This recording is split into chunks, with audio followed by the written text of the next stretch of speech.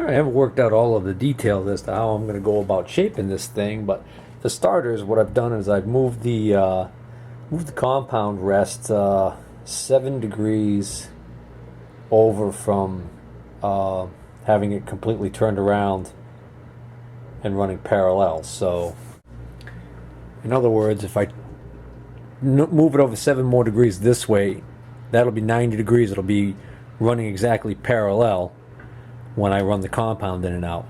By tilting it over 7 degrees, that should give me a little bit of a beveling effect, or a not really a chamfer, but basically I want to get an angle, or a taper, I should say. Should cut me a taper. The question is it going to cut me a taper that I like? Figure I'll make a couple of passes and we'll go from there. And also, to make this work, I ended up mounting another cutter in here.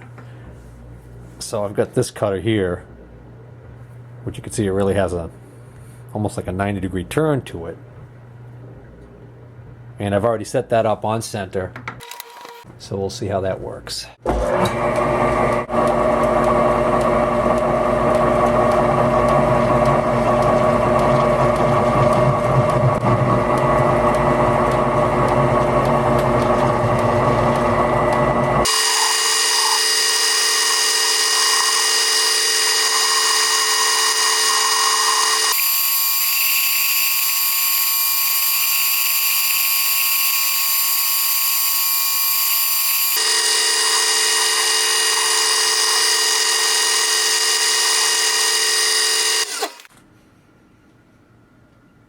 Not bad. Now I think I want to put a chamfer on the back edge here.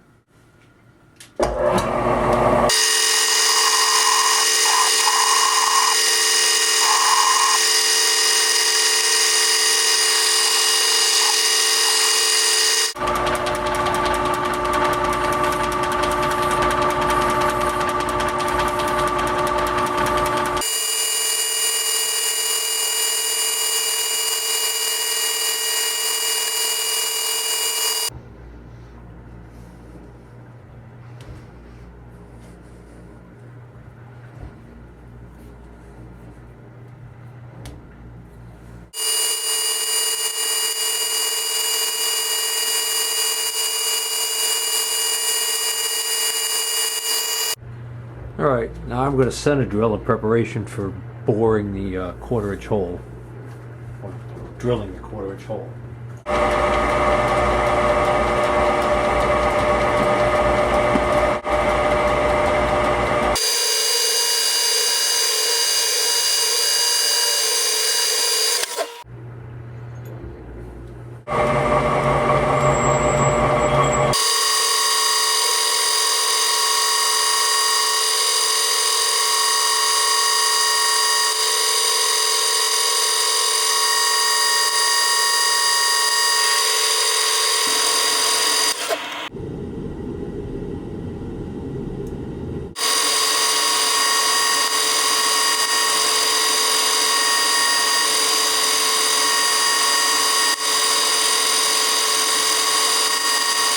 That should do it. Alright, so that's my quarter-inch clearance hole for my screw. And now, what I'm actually going to do is I'm going to spot face, I'm going to counterbore this.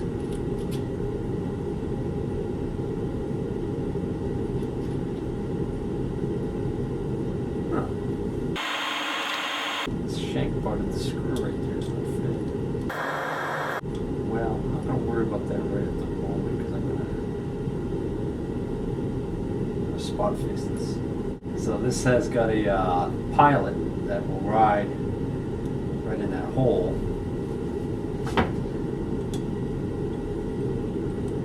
And guide this outer cutter to make a nice hole for my cap screw to be recessed into.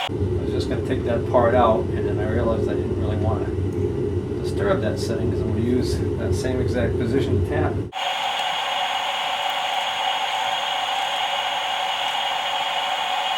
I wonder why that was going so easily. It's not going at all. Nope. I think that's a broken tap. Yeah, tap's junk. I don't know why that was in the box.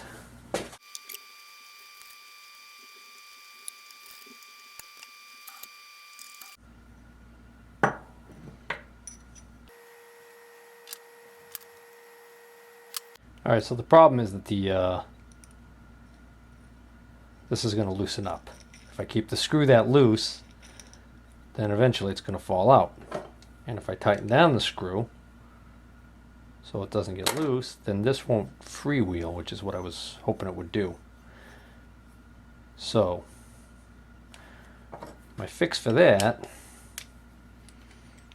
is I think I'll put a jam nut in there.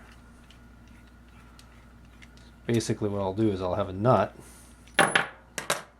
that will go on here, and then I'll tighten this down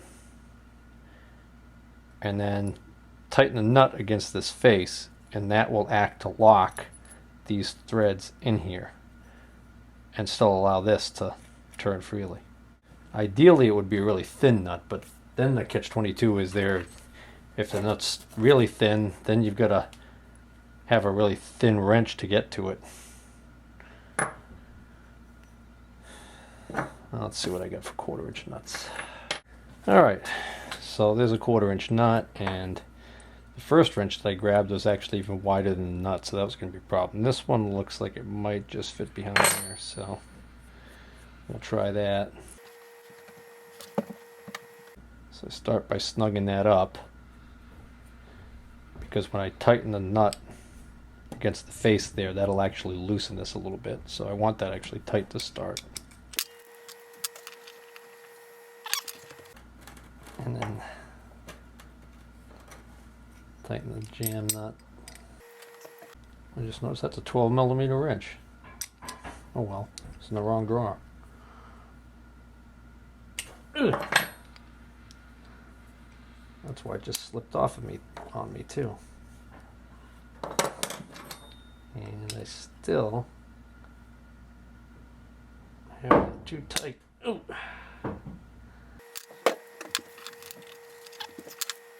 Alright, now let me see if I can get a right size wrench.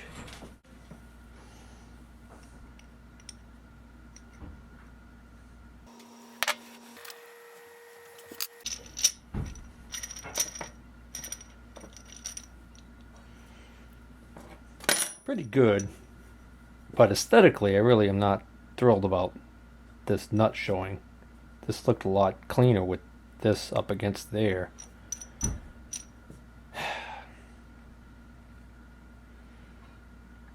If the nut was on from the back side, the problem there is I can't mill out a pocket large enough to put the nut in there and have a socket in there to tighten it without breaking through this side wall. So I think I'm going to be okay with that. I'm going to live with that, because this is really more, all of this work is really more for the benefit of the next owner, not myself. Well, that's not entirely true.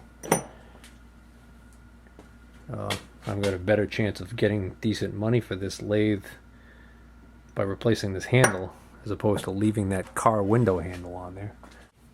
So I'm going to put the handle back on. Oops.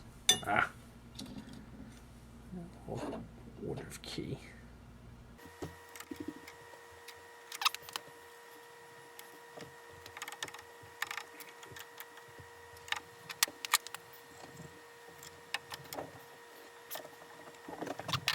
I don't want this too tight. I want it to be free enough so I can move it. But I don't want it too loose. It was too loose before. What was happening was the weight of this crazy handle was actually just letting this flop down. So I like right about there. Don't like this, but not much I can do about that. That's the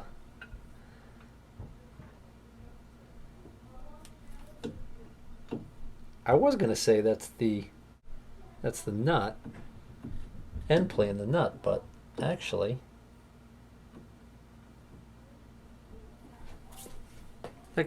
the nut's loose.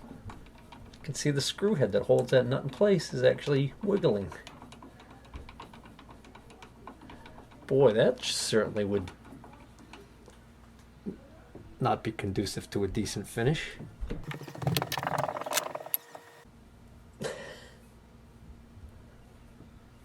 Should turn that over a quarter of a turn. Oh, tightened right up. Well, that's better.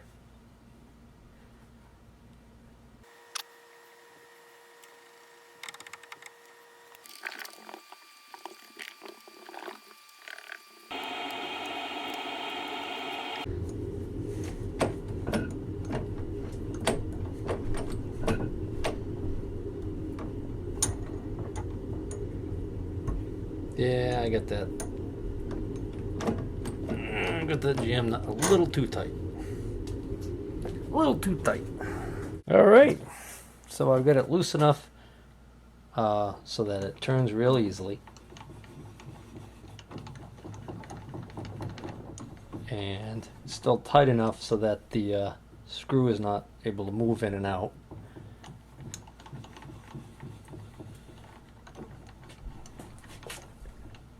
And you know, I'm not entirely disappointed with my attempt at making a new handle for this thing. I like it. But what I'm noticing is that this center hole is not concentric. Somehow I managed to screw that up. As I rotate this, I can actually see it is not concentric, which means more than likely, well, now that's weird. Well, my groove is centered because the wheel doesn't go up and down. In other words, this outer diameter here, if I look at this outer diameter here, I don't see it rising and falling as I crank it. It's just my hole in the middle is off. Did something wrong when I was doing that.